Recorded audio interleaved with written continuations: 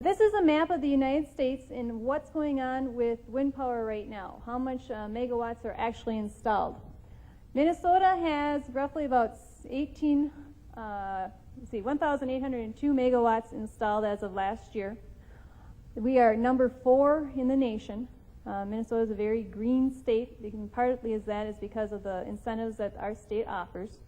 Texas is number 1 with 8,000 megawatts, and they're far and heads above everybody else. Iowa is number 2, followed by California. Most people think of California as the leading wind state, but they actually got surpassed by Texas about 3 or 4 years ago, and Iowa followed shortly thereafter. Now, this is a close-up of the Midwest area.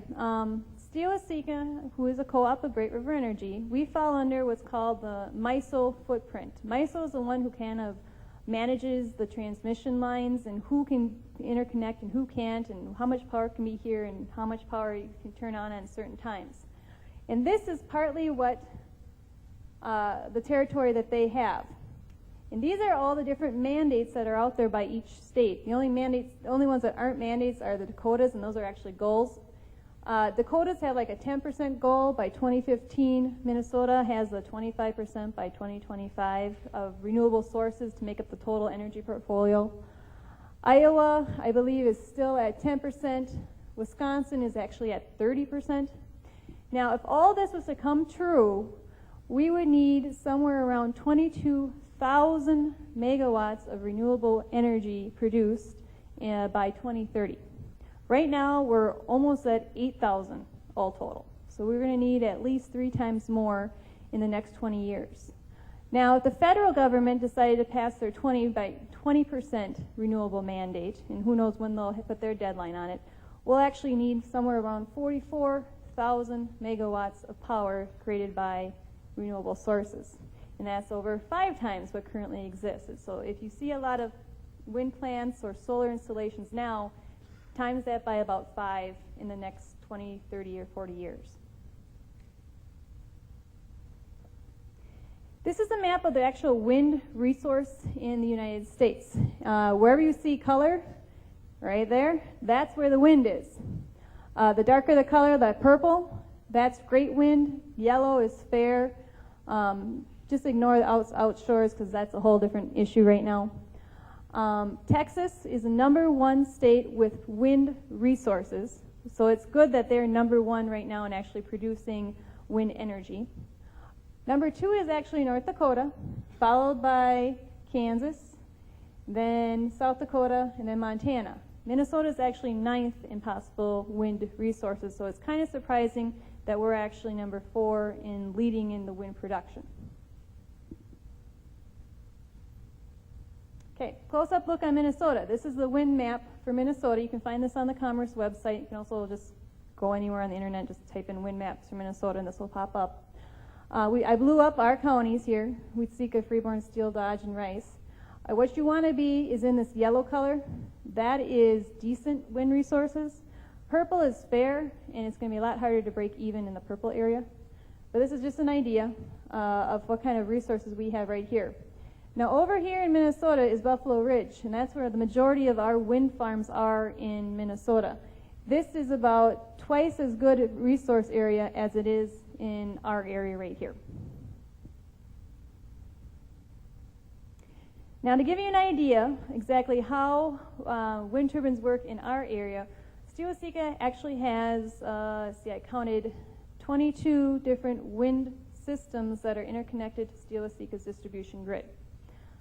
Most of them are sized up at 35 or 39 kW. Reason being is the state has an incentive program where basically anything you produce that's below a nameplate rating of 40 kW, the utility must buy it, and we will pay you the average retail rate. So right now you're paying a little about 11 cents, 11.5 cents for electricity. We basically pay you back that for whatever you produce that goes back out onto the grid. We've been tracking these turbines since 2003. That's when we started getting another big boom. We've actually had wind turbines on our system for since the 1970s. But a bunch of them came on in 2003, and every year now we've been adding 2 to 4 to 6 a year. What I did is I took the 1539 kW twin turbines and I've actually graphed them out. These are the average of what they produce per day. And here you'll see 2003, 2004, 2005, and on. Wind turbine production is very dependent on the season, which makes sense. When is it windy? In Minnesota, it's usually windy from the fall, winter, and spring area. During the summer, wind is dead. Now, the problem for utilities is that our demand usually happens during the summer. So this is an opposite curve of what we're looking for. Just keep that in mind. And we'll blow up 1 year. Can we do one more slide? This is last year of what just blowing up. So this is by month, January, February, March, and so on to December. January, February were the good wind months. Then we had a little dip. Then in April, the wind picked up. And here are your summer months. Okay? This is about $23 a day that a wind turbine that size 39 kW as a nameplate would be making. And it's making about $5 a day during the summer months.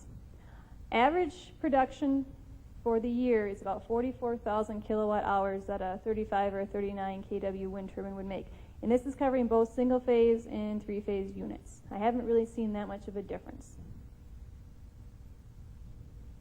I'm going to jump ahead to solar.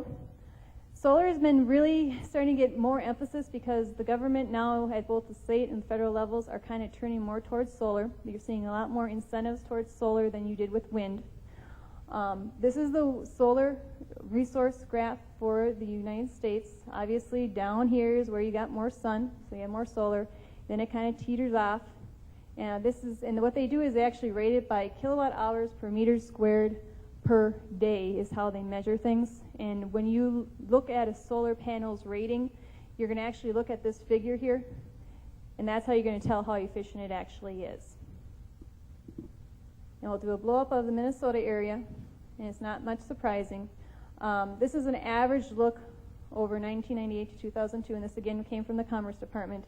But you want to be in the darker colored area here. That was getting slightly better solar radiation than this lighter area was. I can't tell you if that means good or bad. We only have a couple solar installations on our system, and I don't have enough information to really tell you. However, I do have an example of a solar system. Go ahead. It's partly our data, and it's partly one of our co-op's data, because we don't like just to show you one person's data. This is a neighboring co-op and ours. We share their data, and you'll see that there's a definite bell curve to what kind of production you're looking at. And this is looking at a 20 kW system.